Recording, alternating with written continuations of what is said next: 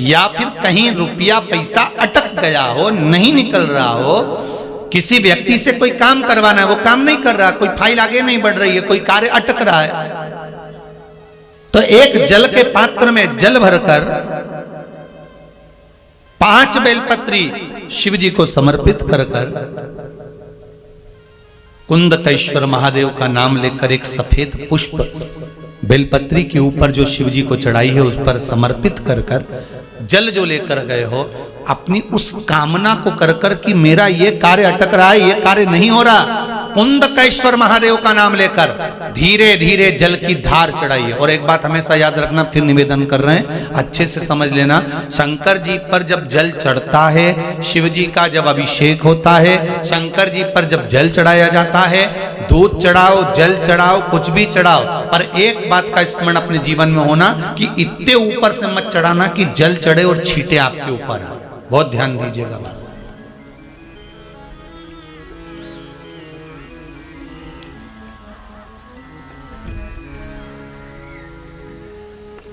यहां तक वर्णन करा गया है कि शंकर जी का जल चढ़ा हुआ जहां से बहकर जाता है ना, उसको लांगा तक नहीं जाता।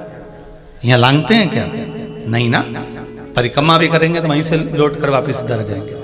शिव जी का जहां से जल बहकर जा रहा हो, चढ़ा हुआ जल जहां से बहकर जा रहा हो, उसको लांगा तक नहीं जाता। और कई लोग बड़े बड़े आनंद में शंकर जी पे इतनी ऊपर से जल चढ़ाएंगे तो वो छींटे पूरे अपने ऊपर आना चाहिए, शरीर पर आना चाहिए। नहीं नहीं, उसका दोष है महाराज, उसका दोष है।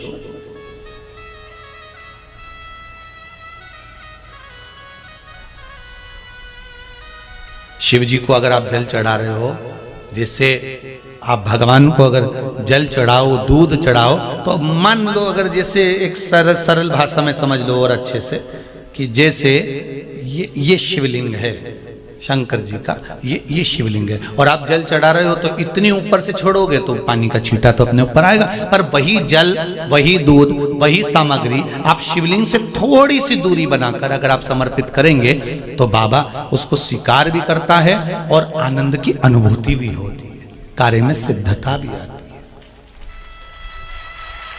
कार्य में उसकी सिद्धता भी होती है।